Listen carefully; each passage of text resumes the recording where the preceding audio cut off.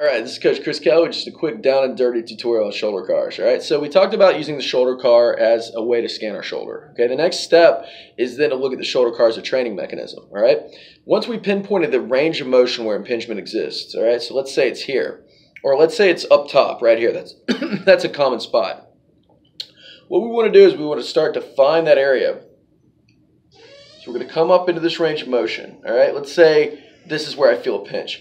I'm going to back off about 10 degrees. I'm going to extend my arm out. I'm going to perform what are called axial rotations, all right? Which means that I'm just rotating my palm as far to the outside and as far to the inside as I can.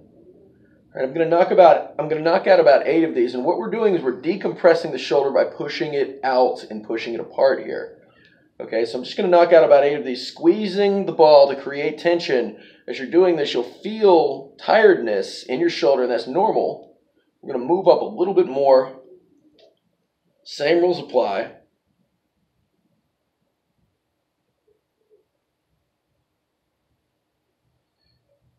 All right, move up a little bit more.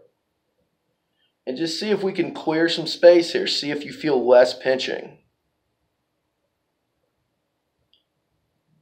So once again, I'm going to start kind of 10 degrees off, work up back to the top, and then scan my shoulder with the shoulder car to kind of see where I am now.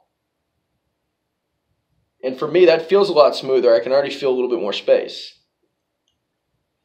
All right, so now once we clear space, we want to train and challenge our body to hold on to that space because the body will quickly default to what it's used to, all right?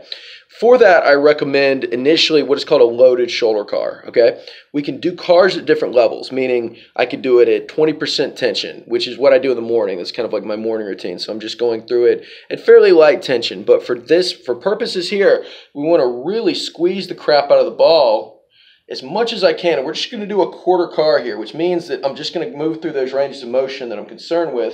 I'm going to squeeze the ball, and it's almost like I'm putting my hands here to give me resistance. I'm going to come through that area with as much tension as I can, rotate, come through, hold, and start to come back through.